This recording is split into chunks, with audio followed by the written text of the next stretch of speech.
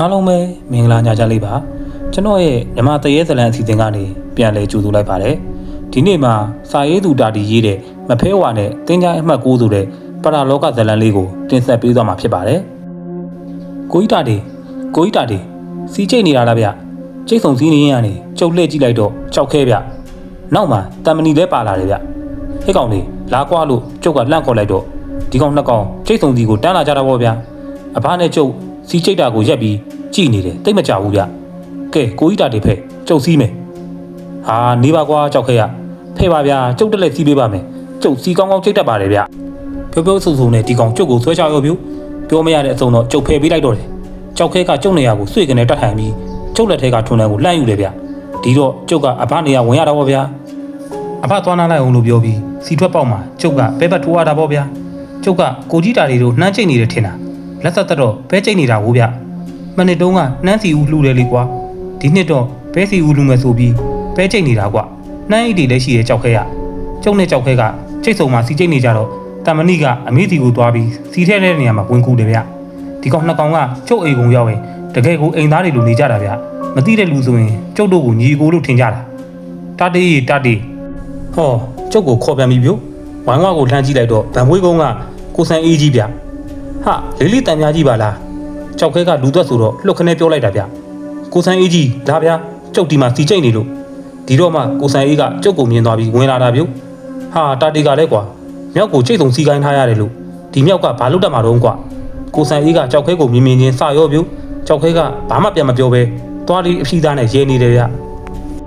ဟာဟိုမှာလဲမြောက်တကောင်ပါလားအကြီးတတိထားနော်ဒီမြောက်တွေကစီလဲတောက်ရင်တောက်မှာဗျလေးဆန်အေးကျုပ်ကမြောက်မဟုတ်ဘူးဗျအလုပ်တွေအကုန်လုပ်တတ်တဲ့လူဗျဟေးဟုတ်လားတမဏိကမင်းဘာတွေလုပ်တတ်တော့ရုံကွာကျုပ်ကအညာသားတွေလုပ်တတ်တာဆိုရင်အကုန်လုပ်တတ်တယ်မင်းထမ်းမင်းတော့မတတ်တတ်ပါဘူးတမဏိရင်းတောင်ရှိရင်ကျုပ်တတ်တယ်ဗျာလို့တမဏိကပြန်ပြောတယ်မင်းကောင်လေးကတကယ်ကောင်လေးပဲတာတီရဲ့ကျုပ်ကငကားသေးဘောလိတ်ကလေးတစ်လိတ်ကိုမင်းကြည့်ပြီးကိုကြီးဆန်အေးကိုတိုက်လိုက်တယ်ကိုကြီးဆန်အေးဒီနှစ်ကောင်ကကျုံနဲ့တွဲပြီးတင်းချိုင်းကုန်းတွေထဲရှောက်လိုက်နေတဲ့ကောင်လေးဗျပေါသေးသေးကောင်လေးမဟုတ်ဘူးပြုမင်းထင်လို့ပါကွာဒီကောင်လေးတရဲနဲ့ပပင်းတိုးရင်ထွက်ပြေးမဲ့ကောင်လေးပါကွာကိုဆန်အေးကကြောက်ခဲမခံချင်အောင်စာရော့ပြုတရဲလောက်တော့လာမပြောနဲ့လီဟိုတလောကကိုကြီးတာတီရဲ့နွားနဲ့ဘွေဆိုးရဲ့ကဝေကြီးရဲ့နွားတိုက်ပွဲတုန်းကကျုပ်ရှိတယ်ဗျအဲ့ဒီကဝေကြီးကိုကျုပ်ဓာတ်နဲ့ဝင်ပြီးပိုင်းမလို့လှုပ်တာကိုကြီးတာတီကအင်းနဲ့ပြစ်လိုက်လို့ပေါ့ဗျာမဟုတ်ရင်အဲ့ဒီကဝေကျုပ်လက်နဲ့တေးမားဗျဟုတ်မှလဲကြွားပါကြောက်ခဲရကိုဆန်အေးကကြောက်ခဲပြောတာကိုသဘောကျပြီးရေတော့တာပဲပြုနို့နေပါအောင်ကိုကြီးဆန်အေးရဲ့ကိုကြီးဆန်အေးကျုပ်စီလာတာကိစ္စရှိလို့လားဟာလာရင်ကိစ္စကိုမေ့နေတာဟိငါမင်းစီကိုလာတာစာလာပြတာကွရော့ဒီမှာစာဟုတ်လားကိုကြီးဆန်အေးကျုပ်စီကိုဘယ်သူမှစာမေးဘူးပါဘူးဗျကျုပ်ကကိုကြီးဆန်အေးလက်ထဲကစာအိတ်ကလေးကိုလှမ်းယူလိုက်တယ်စာအိတ်ကအညိုလေးဗျလက်ရေးကလည်းဝိုင်းဆက်နေတာဖုန်းကြီးတောင်းထွက်တွေရေးတဲ့လက်ရေးမျိုးဗျစာကညကကားနဲ့ပါလာတာကွကားဆက်ရကိုဆန်ကငါ့အဖကိုလာပေးသွားတာဘိုးလူပေးကိုတိုင်ကားကိတ်ကိုလာပြီးကိုဆန်ကိုပေးသွားတာတဲ့ဟာဟုတ်လားကိုဆန်ကဘိုးလူပေးကိုတိလို့လားဗျဟဲ့ကောင်ရဘိုးလူပေးကိုငါတို့တွေ့ရလုံးသိတယ်ဘိုးလူပေးလာတိုင်းကိုဆန်မောင်းတဲ့ကားနဲ့လာတာကြီးပဲလေကွာကျုပ်ကစာရေးကိုဖောက်ပြီးအထက်ကစာကိုဖတ်လိုက်တယ်မောင်တာဒီသိသေးရန်ဆရာကြီးစာရေးလိုက်ပါသည်အလွန်အရေးကြီးသောကိစ္စတစ်ခုပေါ်လာသဖြင့်ဆရာတို့ခီးထွက်ရပါမည်ထိုခီးတွင်မောင်တာဒီကိုပါလိုက်ပါစေလိုပါသည်မောင်တာဒီလိုက်ပါမည်ဆိုပါက3ရက်အတွင်းမြို့ကိုအရောက်လာပါတောင်ပိုင်းကအောင်တော်မူဖုန်ကြီးကျောင်းမှာတဲပါသည်ဆရာကြီးဘိုးလူပေကိုဆန်ကြီးပြန်သွားပြီးတော့ကြောက်ခဲနဲ့တမဏိကမပြန်သေးဘူးဗျကျုပ်တို့စီကျိတ်လို့ပြီးမှအမေချက်ထားတဲ့ဝတ်တနီချက်နဲ့ထမင်းစားကြသေးတယ်ပြီးမှအေးအေးစီးစီးပြန်သွားကြတယ်ကျုပ်ကတော့အဘားနဲ့အမေကိုလုံးဆရာရှိတာတွေတရက်လုပ်ပေးလိုက်သေးတယ်ဗျပြီးတော့မှနောက်နေ့မနက်အစောကားနဲ့မြို့ကိုလိုက်ခဲ့တယ်ကျုပ်တို့ထနောင်းကုန်းကမြို့ကိုထွက်တဲ့ကမရှိဘူးလေဗျာဗန်မွေးကုန်းကိုမနက်အစောကြီးသွားပြီးစီးရတာဗျဟဲ့တာတီမြို့သွားမလို့လားနင်းအဖားနဲ့အမေကောနေကောင်းကြလားဒီနှစ်ဘလို့တော့ပဲရရဲ့လားတာတီကဆရာကြီးဖြစ်နေပြီကွာမင်းနွားပွေစိုးတည်သွားတာစိတ်မကောင်းလိုက်တာကွာနင်းလေလှရင်မရှိရဲကတို့ရွာကိုတိတ်မလာတော့ဘူးတော့တာတီဗန်မွေးကုန်းသားတွေကကျုပ်ကိုမသိရလူမှမရှိတာဗျာကျုပ်ကိုတွေ့တာနဲ့မျိုးစုံအောင်ပြောတော့တာဗျရွာလန်းဆိုတော့ကျန်းတာပေါ့ဗျာဒုံနိုင်နဲ့မြည်ပြီးဘယ်ရင်းညာရင်းနဲ့မောင်းနေတဲ့ကားဆရာကိုဆန်ရဲ့ကားဟောင်းကြီးကမြို့ကိုရောက်တာနဲ့အားလုံးကားပေါ်ကဆင်းပြီးကိုလန်းကိုတွားကြရတာပေါ့ဗျာကျုပ်ကတော့မြို့တောင်ပိုင်းကအောင်တော်မူကျောင်းကိုထွက်လာခဲ့တယ်အောင်တော်မူကျောင်းဝင်းကတော်တော်လေးကျယ်တာဗျကျုပ်ကပထမဆုံးတွေ့တဲ့ဦးစင်တစ်ပါးကိုမေးလိုက်တယ်ဦးစင်ဒီကျောင်းမှာတဲနေကြတဲ့ဆရာကြီးနှစ်ယောက်ကိုသိသလားဖေ။ဩတယောက်ကရောင်တုံးနဲ့ထင်တယ်ဟုတ်တယ်ဖေဟုတ်တယ်ဒီတက်သွားအောင်တော်မူစီဒီလေးတွေ့လိုက်မယ် အဲ့ဒီစီဒီရဲ့တောင်ဘက်ကကျောင်းလေးထဲမှာတဲကြတယ်တစ်သားကျောင်းမဟုတ်ဘူးအုတ်ကျောင်းကလေးနေမှာနော်မှန်ပါဗျာဦးစင်းလမ်းညွန်တဲ့အတိုင်းကျုပ်လျှောက်လာလိုက်တယ်အောင်တော်မူစီဒီလို့ရေးထားတဲ့မဟုတ်အောက်ကနေကျုပ်ဝင်လိုက်ပြီးထုံးတင်ကန်ဖြူဖြူလေးကတ်ထားတဲ့9000ပြည်စီဒီကိုထိုင်ပြီးရှစ်ကိုလိုက်တယ်အခုသွားရမယ့်ခရီးမှာချောချောမွေ့မွေ့ရှိပါသေးလို့လဲကျုပ်ဆူတောင်းလိုက်တယ်ပြီးတော့မှဇီဒီရဲ့တောင်ဘက်ကဆင်းပြီးအုတ်ကျောင်းလေးကိုရှာလိုက်တယ်ဟောတွေ့ပြီဗျအုတ်ကျောင်းလေးကတိတ်မကြီးပေမဲ့နှစ်ထပ်ကျောင်းလေးဗျကျုပ်ကအုတ်လေကားအတိုင်းကျောင်းပေါ်ကိုတက်လိုက်တယ်ဟောမောင်တာတီရောက်လာပြီလားကွကျုပ်ကမောင်တာတီလာမလာနိုင်ပါမလားလို့တွေးနေတာကွဘယ်နေမလဲဆရာကြီးရဲ့ဆရာကြီးစီကစာရောက်လာကြတဲ့ကကျုပ်ကချက်ချင်းပြေးလာခြင်းနေတာဗျတာရုကွယ်တာရုနို့အခုလာတာဆရာကြီးကြောက်တယ်မဟုတ်ဘူးလားကျုပ်ကဆရာကြီးဘိုးလူပေကိုမေးလိုက်တယ်ဆရာတယောက်ပါသေးတယ်ကွအခုဖះကန်းထဲမှာပလီးစိတ်နေတယ်ခဏနေရင်ထွက်လာပါလိမ့်မယ်ကျုံနဲ့ဘိုးလူပေစကားဆက်ပြောနေကြတယ်ဘိုးလူပေကကျုံမိဘတွေကိုမာချောင်းတာချောင်းမေးတယ်ဗံမွေးကုန်းကဘိုးဆံမောင်တို့တရင်မေးတယ်ပြီးတော့သူတိတဲ့အခြားလူတွေကြောင့်လည်းမေးတယ်ဗျကျုပ်တို့စကားပြောကောင်းနေတော့မှပဲဘိုးလူပေနဲ့ပါလာတဲ့ဆရာကဖះကန်းထဲကထွက်လာတယ်ဗျဟောမောင်တာတီဆရာကြီးကိုဂါဝရပြုတ်လိုက်ပါဦးဘိုးလူပေပြောလို့ကျုပ်ဂါဝရပြုတ်ဖို့နောက်ကိုလှည့်ကြည့်လိုက်တယ်ဗျ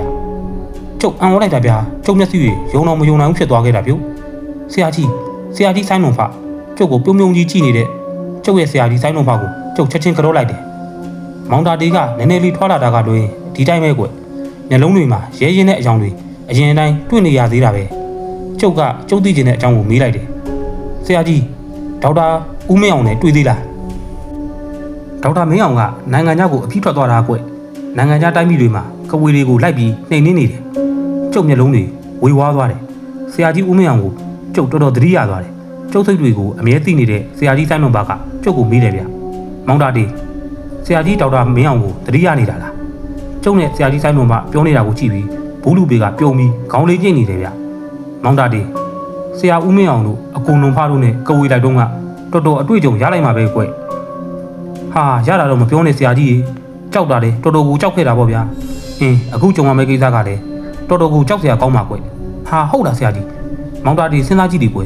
ခါတိုင်းဆိုရင်ကျုပ်တယောက်တည်းလာတာမဟုတ်လားအခုကကိုနုံဖပါလိုက်လာရတယ်ဆိုတော့ဒီတော့မှကျုပ်သဘောပေါက်သွားတာဗျဒါဆိုရင်တော့ဒီကိစ္စကတော်တော်အရေးကြီးပုံပဲဆရာကြီးရဲ့ဆရာကြီးဆိုင်းလုံးပါကလည်းဆရာကြီးဘိုးလူပေရဲ့ဘေးမှာဝင်ထိုင်လိုက်တယ်ဗျကိုလူပေကျုပ်တို့အခုသွားမယ့်ကိစ္စကအင်မတန်မှထူးဆန်းပြီးနည်းနည်းတဲ့အကြောင်းတရားတွေပါနေတယ်ကွဒီတော့ခီးမဆခင်မှာမောင်တာတီကိုအကြောင်းကိုပြောပြထားရင်သိမယ်ထင်တယ်ဒီလိုမှမဟုတ်ရင်မောင်တာတီလိုက်လာရတယ်ဘာမှကာကနာနာမသိပဲဖြစ်နေမှာကွဟုတ်ကဲ့အကိုနုံဖကျုပ်လည်းဒီအကြောင်းတွေကိုမောင်တာတီနားလည်အောင်ပြောထားခြင်းပါတယ်ပြောတင်မပြောတင်ဆိုတာကိုချိန်နေတာပါအကိုနုံဖရဲ့ဟာပြောတင်တယ်ကိုလူပေရဲ့ဟုတ်ကဲ့ဒါဆိုရင်ဒီအကြောင်းတွေကိုအစားကနေအဆုံးထိမောင်တာတီကြိုသိရအောင်ကျုပ်ပြောပြလိုက်ပါမယ်ကဲအခုတော့မောင်တာတီကိုစွန်းစားချောင်းခေါ်သွားပြီးထမင်းကျွေးလိုက်အောင်မယ်အေးဟုတ်တာပေါ့မောင်တာတီကကားပေါ်ကဆင်းချင်းတန်းလာခဲ့တာဆိုတော့စာရော့ပေါ့ဘိုးလူပေကကျုပ်ကိုစွန်းစားချောင်းမှာထမင်းကျွေးပြီးပြန်ခေါ်လာတယ်အုတ်ချောင်းလေးကိုပြန်ရောက်တော့ဒီအကြောင်းကိုပြောပြတော့တာပဲဗျဘိုးလူပေပြောပြတဲ့အကြောင်းတွေကလူလောကမှာကျုပ်တခါမှမကြားဘူးတဲ့အကြောင်းတွေပါဗျာဘိုးလူပေကျုပ်ကိုပြောပြတဲ့အတိုင်းပဲကျုပ်ပြန်ပြောပြပါမယ်မောင်တာတီဟောဒီလောကကြီးမှာဒီမဖြစ်နိုင်ဘူးလို့ထင်ရတဲ့အရာတွေတော့ဖြစ်နိုင်နေကွကျုပ်အခုပြောပြမယ့်အကြောင်းအရာတွေကစိတ်ကူးရင်ပြီးရေးထားတဲ့ဝတ္ထုတစ်ပုဒ်လို့မထင်သေးနဲ့တကယ်အဖြစ်တွေကွဟုတ်ကဲ့ပါဆရာကြီးဒီလိုကွကျုပ်ရဲ့မွေးသားအဖေပရမန်ဆရာပွားကြီးထွက်ရမကြွခင်မောင်တာတီရဲ့ဆရာကြီးဆိုင်းလုံးဖားနဲ့ဆရာတပည့်နှစ်ယောက်စကိုင်းနယ်ထဲမှာခိုးအောင်နေတဲ့ကဝေရာသာကြီးတယောက်ကိုသွားပြီးနှိမ်နှင်းခဲ့ကြတယ်အဲ့ဒီကဝေကြီးကကဝေပညာမှာကန်းကုံအောင်တက်တဲ့လူတစ်ယောက်မောင်တာတီကြုံမှုတာပဲလေကဝေတွေသိရင်ငရဲမီထားတောက်ပြီးအဝေစီကိုရောက်သွားကြတာလေဟုတ်ကဲ့ခဏမြင်မှုပါတယ်ဆရာကြီးအဲ့ဒီမှာတချို့ကဝေတွေကငရဲမီတော့မထပဲနမိတ်သာဖြစ်သွားတာလည်းရှိတယ်ကွသူတို့ကရုံးမရှိပဲနာမဲရှိတဲ့ဘုံတစ်ခုတဲ့မောင်တာတီရဲ့အဲ့ဒီနမိတ်သားတွေကရုပ်ကိုတိတ်လို့ချင်ကြတာတဲ့လူဘဝကိုအင်မတန်မှပြန်ရောက်ချင်ကြတာဆိုပဲလူအဖြစ်ပြန်ပြီးဝင်သားဖို့အမြဲချောင်းနေတာတဲ့ကွဒါကိုသိလို့လဲစတုမဟာရဲ့နတ်ဘုံကနတ်ဘလူးတွေကဒီနမိတ်သားတွေကိုလူအဖြစ်ပြန်မဝင်စားရအောင်စောင့်ချက်နေရတာတဲ့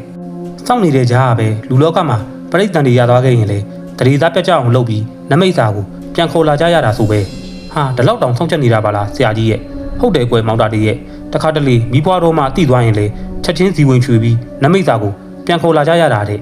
အဲ့ဒီလိုခေါ်လာပြီးရင်ဘာလုပ်ကြတာတုံးဆရာကြီးရဲ့ဟာအပြစ်ထန်ပေးကြတာဗောမောင်တာတီရဲ့ပြင်းပြင်းထန်ထန်ကိုအပြစ်ပေးတာဆိုပဲဒါကြောင့်မို့အဲ့လိုတွေတိတ်မလုပ်ရကြတာပေါ